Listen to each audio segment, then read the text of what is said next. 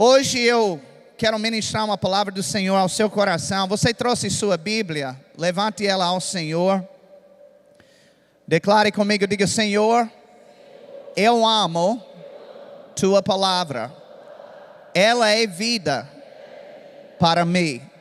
Portanto, a recebo com mansidão, alegria e expectativa, que ela transforme a minha vida hoje, em no nome de Jesus.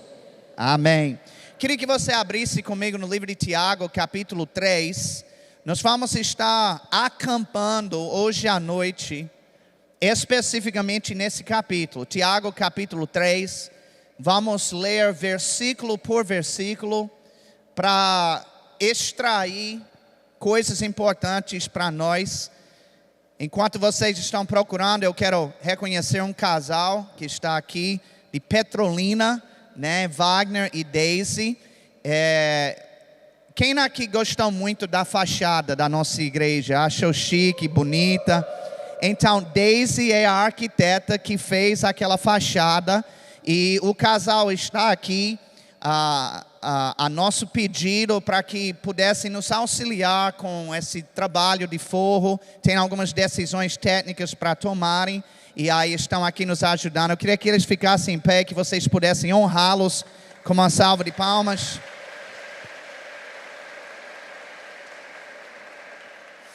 Glória a Deus. Tiago capítulo 3, vamos começar a partir do versículo 1. Meus irmãos, não vos torneis muitos de vós mestres, sabendo que havemos de receber maior juízo. Quem gosta de maior juízo? Ninguém, né? Mas é uma realidade para algumas pessoas. Sabe que pessoas que ocupam posições de liderança na igreja acabam exercendo influência sobre outras pessoas. Essas pessoas confiam naquilo que o seu líder fala, naquilo que ele ensina, e é por isso requer um cuidado dobrado para quem ministra aos outros. Eu posso dizer para vocês que antes de eu vir aqui pregar, eu estou lendo, relendo, lendo novamente, orando para ter certeza que o que eu apresentar para vocês é a pura verdade da palavra do Senhor. É algo sério. O que o líder diz não afeta apenas a vida dele, mas afeta também todas as pessoas que estão debaixo da sua influência. Por isso que ninguém deve tratar a posição de mestre com leviandade. Você que ministra a palavra de Deus, não se apresenta de qualquer jeito, não. Não vá para falar abobrinha. Eu lembro, eu tenho um amigo, ele é pastor, mas ele também é músico.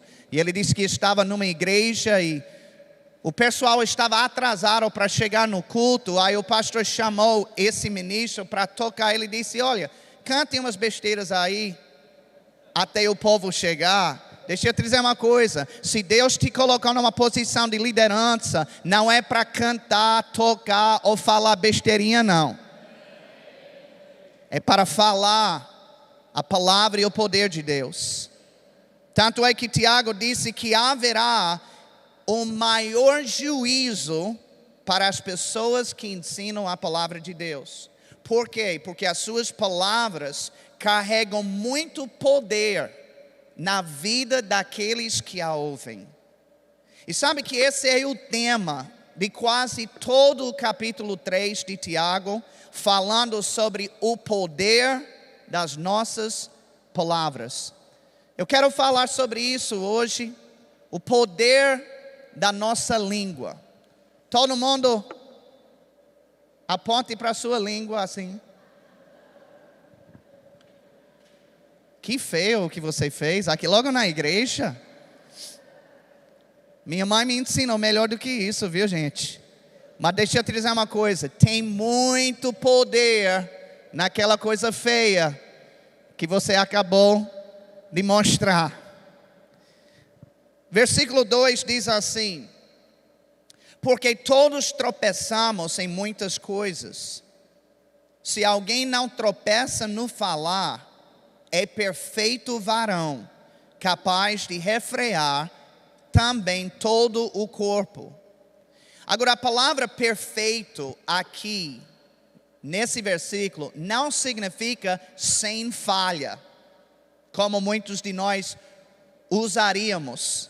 Se fosse assim, ninguém iria conseguir cumprir esse versículo. Na verdade, essa palavra perfeito, no grego, significa maduro. Diga maduro. Então, ele está dizendo que a pessoa que é madura é aquela que não erra no que se fala. Aleluia. Agora, não existe ninguém que nunca tenha falado alguma coisa errada na sua vida. Todos nós aqui somos culpados disso. Inclusive, tem um gama aqui que já fez isso hoje. Eu não tenho nenhuma câmera, sua casa não é Big Brother, que tem muitas câmeras aí, mas eu garanto que tem muita gente aqui que já falou algo hoje que se arrependeu. Sabe que a pessoa madura não é a pessoa que nunca tenha falado errado, mas ela vai errar menos e menos à medida que o tempo for passando. Essa é a característica de uma pessoa madura espiritualmente, porque ela tem zelo com aquilo que sai da sua boca. Pessoas que falam toda hora, sem medir as palavras, demonstram imaturidade espiritual. Quantos de vocês querem ser maduros aqui? 3 pessoas. E você veio para a igreja para quê mesmo? Se você quer ser maduro, então você tem que prestar muita atenção ao que se fala. Todos os dias. Porque uma coisa está conectada à outra. E veja também nesse versículo que ele disse que quem não tropeça no falar é capaz de refrear todo o seu corpo. Ou poderíamos dizer assim: quem controla a sua língua, controla o seu corpo. Sabe, você pode controlar a sua pressão arterial com a sua boca. Aleluia. Você pode controlar suas taxas hormonais com as suas palavras. Vocês estão olhando para mim como alguém que nunca ouviu um negócio desse. Mas eu estou lendo a Bíblia. Ele disse que somos capazes de refrear todo o corpo. Isso significa os rins, o coração, o fígado, os pulmões, o cérebro. Diga todo o corpo. Eu lembro quando eu fui para a Noruega, eu estava com uma dor no meu joelho. E aí me convidaram para esquiar, porque lá tem montanhas e muita neve. E eu não ia perder a oportunidade, embora que o joelho estivesse doendo. E aí eu esquiei, na verdade é o que eu digo, mas eu fiquei mais no chão do que em pé. Foi difícil aquilo ali. E eu lembro que o joelho estava doendo bastante, e eu tive que passar pelo aeroporto da Alemanha para voltar para cá. E o joelho doendo, eu mancando, e tinha uma escada do inferno. Que eu olhei para uma escada rolante, eu procurei um elevador e não encontrei, só tinha essa escada infernal que eu tinha que subir. E eu estava com as malas subindo, o joelho doendo, lágrimas descendo pelos olhos. E eu sou muito macho, viu, gente? As mulheres dizem que os homens são mais moles do que as mulheres, mas isso não é verdade. Eu sei que a dor foi tão grande que eu entrei em contato com Edma pelo WhatsApp e eu disse: meu amor, agende uma consulta com o especialista de joelho. Assim que eu chegar, eu saí do aeroporto e fui direto para esse especialista. E ele começou a analisar e mexer com os joelhos. E sabe o que ele me disse? Ele disse: os seus joelhos não prestam, não. Eu disse: rapaz, eu com uma pressa dessa, para eu sair, eu cansado, uma viagem internacional do outro lado do mundo, para vir pagar um homem para me dizer que meus joelhos não prestam. Agora, eu tinha uma escolha a partir daquele momento. Eu poderia replicar o que ele estava dizendo tecnicamente sobre meus joelhos, ou eu poderia me alinhar com o que Deus tem dito sobre meus joelhos. E eu saí daquela consulta e a primeira coisa que eu fiz foi falar com meus joelhos. Eu disse: joelhos, vocês são maravilhosos. Vocês são abençoados. Uma cartilagem que regenera, uma bênção, não tem dor. E eu fui abençoando os meus joelhos, falando com eles. Você acha que eu sou estranho porque falo com meus joelhos? Deixa eu te dizer uma coisa. Eu corro, eu pulo, eu danço. Ei! Meus joelhos são abençoados. Se você acha que isso é estranho, aguarde para ver Jesus. Que Jesus estava passando por um lugar chamado Betânia, estava com fome. Ele viu uma figueira achando que tinha figos e não tinha. E a Bíblia diz que ele amaldiçoou aquela figueira. Como foi que ele amaldiçoou? Com palavras. Ele falou morte para a figueira. E aparentemente nada aconteceu naquele momento, mas no outro dia, quando ele passou com os discípulos, todo mundo viu que estava murcha, que estava morta. Aleluia. Agora deixa eu te dizer uma coisa interessante. Câncer é um acúmulo de células que não morrem quando deveriam. Porque células, eles têm um prazo de vida que deve existir. Tem um momento para nascer, um tempo também para morrer. E o câncer é um acúmulo de células que não estão morrendo quando deveriam. E aí, ao contrário, estão produzindo outras células anormais.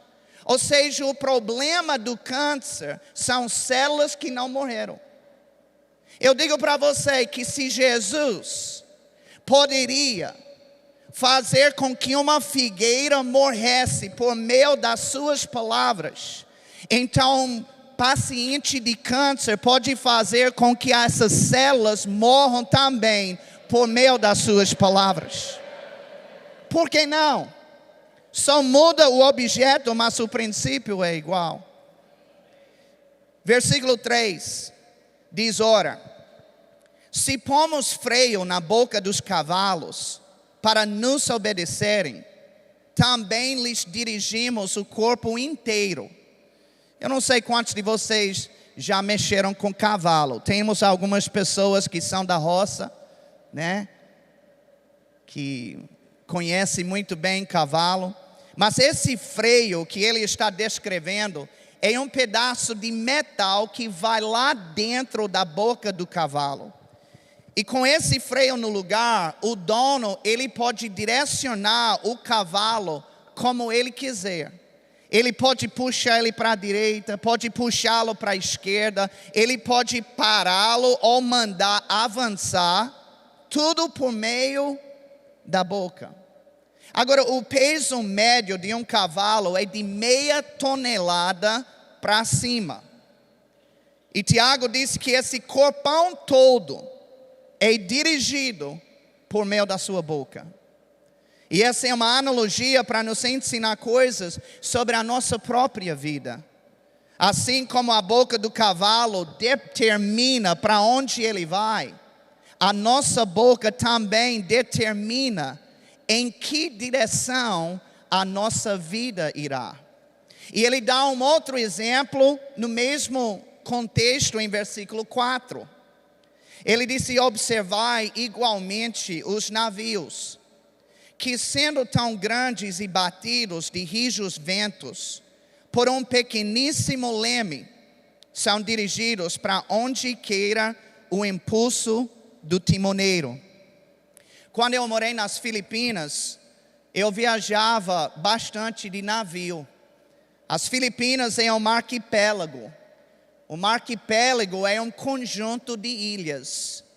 E as Filipinas é o 5º maior arquipélago do mundo, com mais de 7.000 ilhas.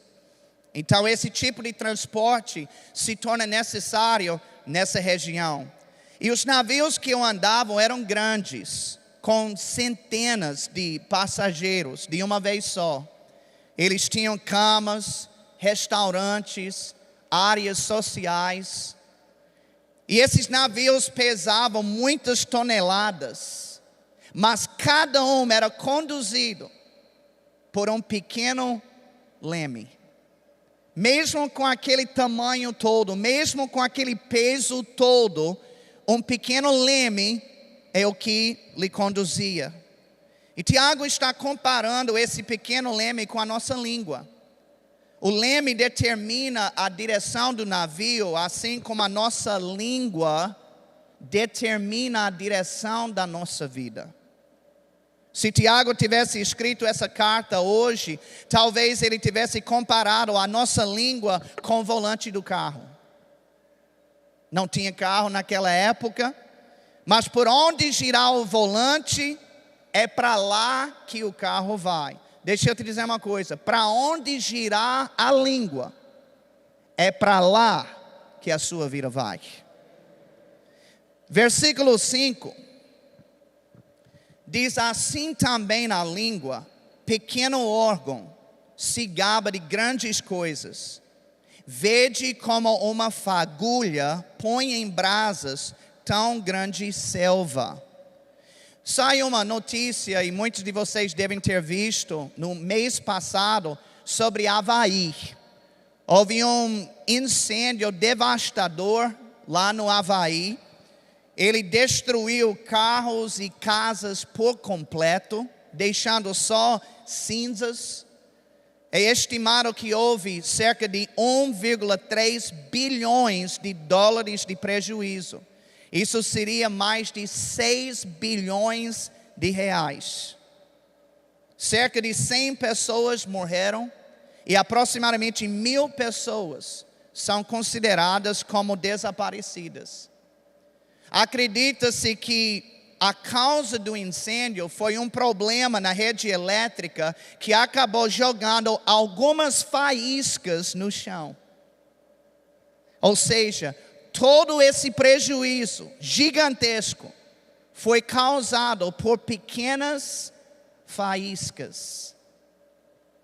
Tiago compara essas faíscas com a língua que é solta e descontrolada. A língua é pequena, mas ela pode gerar prejuízos enormes na sua vida, na sua família, no seu trabalho, na sua saúde, nas suas finanças. Amém. Sabe, isso é uma revelação para muita gente, porque há pessoas que acham que uma coisa não tem nada a ver com a outra, e é por isso que estão na situação que estão. Porque elas estão criando a sua história. Elas estão criando os seus resultados. Assim como Deus criou tudo no livro de Gênesis com a sua boca, nós também estamos criando coisas com aquilo que nós falamos. Aleluia. A boa notícia é que, da mesma maneira que uma pequena língua pode gerar um prejuízo gigante, se ela for liderada pelo Espírito Santo, governada pela palavra de Deus, ela pode também gerar grandes milagres, muitas coisas sobrenaturais, o que o olho não viu, aleluia, O que o coração não recebeu, Deus tem reservado para aqueles que creem e que falam em linha com aquilo que creem. Versículo 6 diz assim: ora, a língua é fogo, é mundo de iniquidade.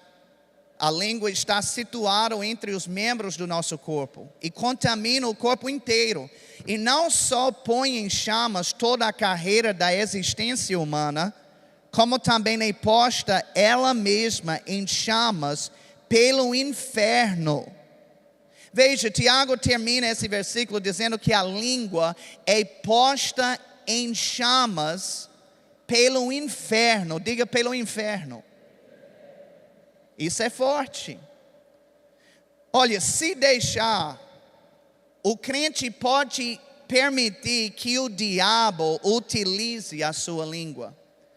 Certa vez, Jesus estava com os discípulos, ele disse: quem é que vocês dizem que eu sou? Aí foram falar alguns profetas, algumas pessoas diferentes. E depois, ele disse: muito bem, agora, quem é que vocês dizem que eu sou? E Pedro respondeu: tu és o Cristo, o Filho do Deus vivo. E Jesus gostou. E Jesus disse que isso foi inspirado por seu Pai que está no céu. Uma declaração inspirada por Deus. E logo em seguida Jesus começou a ensinar sobre a sua morte, dizendo que ele iria morrer e no terceiro dia ele ia ressuscitar. E a Bíblia diz que esse mesmo Pedro lhe repreendeu. Disse basicamente: Jesus tenha pena de si mesmo. Não fale um absurdo desse que vai morrer. E Jesus respondeu para ele: atrás de mim, Satanás. Não foi isso que ele falou? Jesus não estava chamando Pedro de Satanás. Ele também não estava dizendo que ele estava endemoniado. Mas o que ele estava dizendo é que aquilo que você está falando, Pedro, é inspirado por Satanás. É incendiado do inferno. E eu vou lhe dizer uma coisa: se Pedro, que era coluna da igreja primitiva, poderia emprestar sua língua ao diabo, então eu e você podemos fazer a mesma coisa se a gente não tiver cuidado. Quem aqui já ouviu falar de um ventríloco? Conhece essa palavra? O que é um ventríloco? É uma pessoa que finge ter um diálogo com um boneco. Ele coloca a mão aqui dentro do boneco e quando o ventríloco fala, ele mesmo não mexe os seus lábios, mas ele fica movimentando a boca do boneco. E então a impressão é que o boneco está falando, mas na verdade quem está proferindo as palavras é o próprio ventríloco. Sabe que muitas pessoas estão sendo bonecos na mão do diabo? Elas estão dando voz para as coisas que ele mesmo está falando. Eu lembro, veio para mim agora, enquanto eu estou falando. Minha mãe, ela lidava com depressão. E ela veio para o Brasil para o nosso casamento. E essa foi uma experiência maravilhosa e tal. Mas quando ela voltou e a gente foi visitá-la, falávamos sobre um retorno para o Brasil. E ela dizia: o diabo está me dizendo que eu nunca mais vou voltar ao Brasil. Ela disse isso mais de uma vez. E sabe o que aconteceu? Ela faleceu e nunca mais voltou ao Brasil para nos ver, para ver a família. Ela entendeu a origem daquele pensamento, que estava vindo de Satanás. Mas onde foi o problema? Porque ninguém aqui pode impedir que pensamentos satânicos venham. Mas nós podemos impedir que esses pensamentos sejam verbalizados. Como um ventríloco, o diabo não somente colocou o pensamento, mas ele fez com que ela desse voz para isso. E o que ela falou se cumpriu. Segundo Tiago, quem fizer isso, quem verbaliza as coisas do diabo, e tem pessoas fazendo isso direto. Eu estou falando sobre crentes. Hoje eu não estou pregando para o pecador. Estou pregando para o crente, o santificado, filho de Deus, que tem o Espírito Santo dentro dele. Você pode emprestar sua língua para Satanás. Obrigado pelo entusiasmo. Eu vi que estão bem animados hoje. E segundo Tiago, quem fizer isso vai gerar um mundo de iniquidade, vai contaminar o corpo inteiro e vai pôr em chamas toda a carreira da sua existência humana. Se esses não são os resultados que você quer na sua vida, então vai ter que mudar aquilo que você vem falando. Versículo 7 diz assim: pois toda espécie de feras, de aves, de répteis e de seres marinhos se doma e tem sido domada pelo gênero humano. A língua, porém, nenhum dos homens é capaz de domar. É mal incontido, carregado de veneno mortífero. Sabe, é impressionante o tipo de animais que o homem consegue domar. Você já prestou atenção a isso? Leões, jacarés, elefantes, baleias. Veja, o homem pode domar animais muito maiores do que ele, mas ele não pode domar a língua que tem 10 centímetros de comprimento. Que coisa interessante. Agora, quando Tiago diz que o homem não pode domar a língua, ele está se referindo à língua de outras pessoas. Quantas esposas já descobriram que você não consegue domar a língua do seu marido? Pode levantar a mão, não é pecado não. A gente sabe que você já tentou muitas vezes. Quantos pais aprenderam que você não consegue domar a língua dos seus filhos? Fique quieto, menino. Mas sai do mesmo jeito. Você não pode controlar a língua dos outros, mas a sua língua você pode controlar. Diga: a minha língua eu posso controlar. Sabe que essa é uma das primeiras barreiras que tem que ser destruídas, é de achar que eu não consigo. A minha língua tem uma mente própria, ela vai embora, eu não consigo nem domá-la. Não. Todo mundo aqui controla a sua língua. Se não fosse assim, então Deus não iria nos cobrar de falar as coisas certas. Diga mais uma vez: eu consigo domar a minha língua. Versículo 9 diz assim: com ela bendizemos ao Senhor e Pai, também com ela amaldiçoamos os homens feitos à semelhança de Deus. Sabe que isso acontece com algumas pessoas que frequentam a igreja? No culto elas levantam as mãos e elas bendizem a Deus com a sua língua. Mas em casa e na rua, elas vivem amaldiçoando as pessoas. Amaldiçoar alguém não significa fazer macumba contra ele, não. O que é uma maldição? Doença, prejuízo, miséria, derrota, desgraça. Qualquer coisa ruim é um tipo de maldição. E quando alguém fala essas coisas sobre a vida de outra pessoa, ela está amaldiçoando aquela pessoa. Em 1 Timóteo 5, versículo 11, diz assim: mas rejeita viúvas mais novas, porque quando se tornam levianas contra Cristo, querem casar-se, tornando-se condenáveis por anularem o seu primeiro compromisso.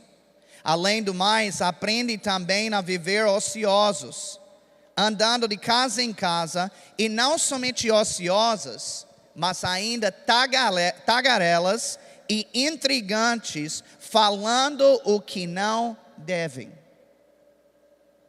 Paulo está falando sobre viúvas crentes aqui. Ou seja, viúvas que frequentavam a igreja, que estavam procurando inclusive um tipo de assistência social da igreja local. E ele disse que quando não estavam nos cultos, elas iam de casa em casa, sendo tagarelas, intrigantes e falando o que não deveriam. Quantas pessoas não são como essas viúvas hoje? Talvez a pessoa não seja viúva em si, mas as características são muito semelhantes. Sem papa na língua, falando da vida dos outros, pronunciando coisas ruins sobre as pessoas. Graças a Deus que eu estou falando isso, você sabe que não é para você, né? Isso é para deixar você informado. Nos outros lugares, quando você encontrar alguém assim, aqui não, aqui todo mundo é santificado. Todo mundo só fala bênção, só abençoa os irmãos, ninguém fofoca, graças a Deus. Que alívio, viu? Sabe que minha mãe, desde pequeno, ela me ensinou uma coisa. Ela dizia, se você não pode dizer algo bom sobre alguém, então simplesmente não diga nada. É melhor ficar calado do que falar algo maléfico sobre alguém. Silêncio é um termo muito desconhecido para muita gente. Sabe que tem pessoas que não aguentam o silêncio? Graças a Deus que eu construí uma casa e o que eu mais amo do lugar onde eu moro, sabe o que é? É o silêncio. Não é porque a Edma está falando menos não, gente. É porque lá é um lugar tranquilo. Aleluia. Mas tem gente que não aguenta, que tem que ter movimento toda hora, que tem que ter barulho, que tem que falar em todo momento. Na multidão de palavras não falta pecado, o livro de Provérbios diz. A gente precisa amadurecer nessa área. Essa língua aqui é uma arma. Eu digo para vocês, se fosse liberado no Brasil, todo cidadão andar com alguma arma, um revólver, uma AR-15, você iria lidar com ele de qualquer jeito? Tá com raiva. Você jamais faria um negócio desse. Eu espero que você jamais faria um negócio desse. Mas sabe que a sua língua é uma arma? E ela pode matar, e ela pode ferir, e ela pode trazer dano e prejuízo. Efésios 4:29 diz assim: não saia da vossa boca nenhuma palavra torpe, e sim unicamente a que for boa para edificação, conforme a necessidade, e assim transmita graça aos que ouvem. Paulo disse que as palavras que devemos falar para outras pessoas devem ser boas para edificação. É isso que significa bem dizer. É literalmente dizer o bem sobre alguém. E se fizermos isso, Paulo diz que vamos transmitir graça para as pessoas que estão nos ouvindo. Graça é uma capacitação sobrenatural que vem de Deus. É o favor do Senhor manifesta na vida de alguém. Ou seja, algo de Deus vai ser liberado na vida das pessoas simplesmente por causa das nossas palavras. Aleluia. Glória a Deus.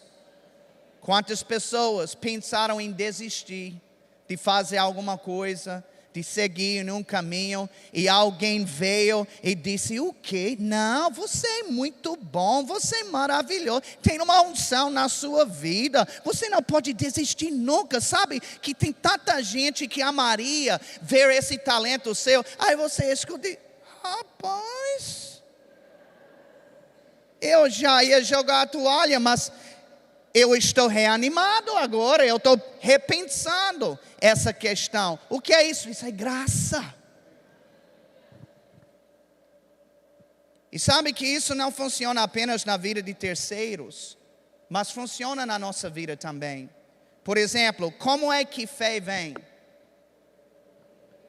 Por ouvir a palavra de Deus. Romanos 10, versículo 17 fala sobre isso. Mas a Bíblia não diz de quem precisamos ouvir esta palavra. Pode ser da boca de um pregador, ou pode ser da nossa própria boca. Se eu falar a palavra, os meus ouvidos vão ouvi-la.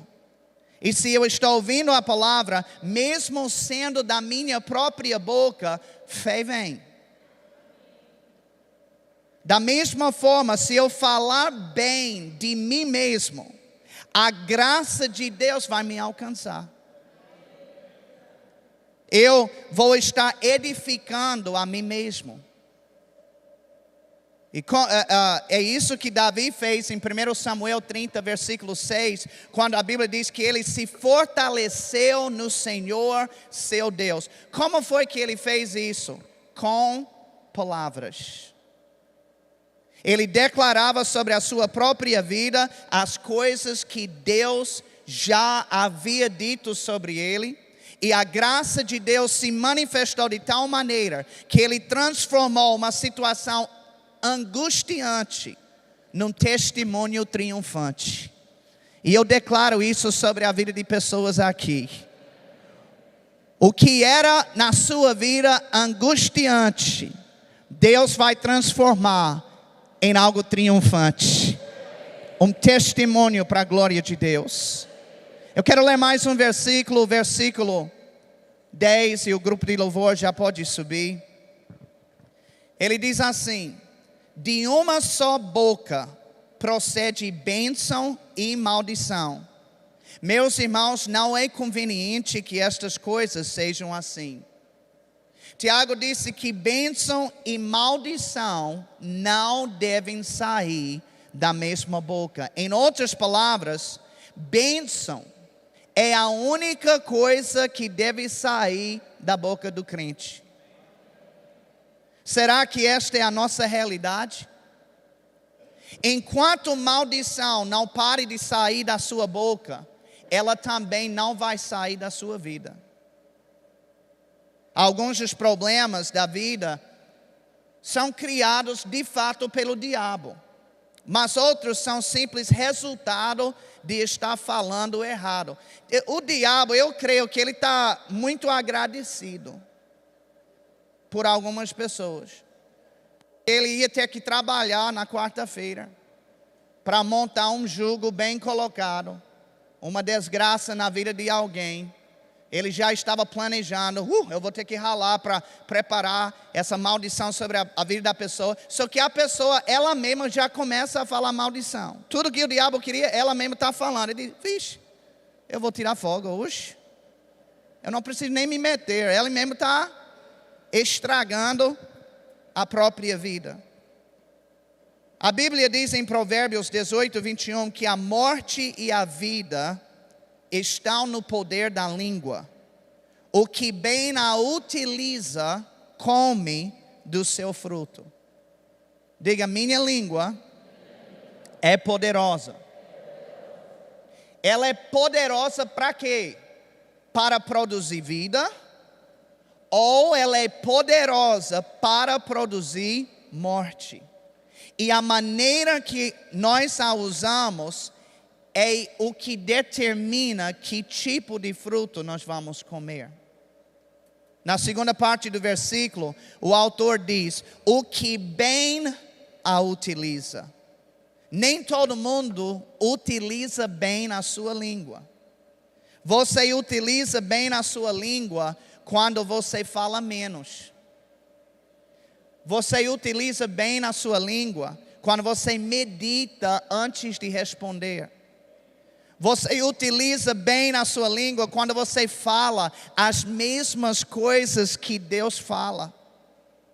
Todo mundo tem uma língua, mas somente os sábios a utilizam bem. Venha receber uma palavra de fé para você e toda a sua família na Igreja Verbo da Vida Aracaju. Todos os domingos às 10 da manhã e às 6 da tarde, nós esperamos você para um grande culto de celebração. Participe também das nossas super quintas, às 7:30 da noite. Você é muito bem-vindo aqui. Venha estar conosco na Rua Campo do Brito, 1265, no bairro Salgado Filho. Verbo da Vida Aracaju, uma palavra de fé para você.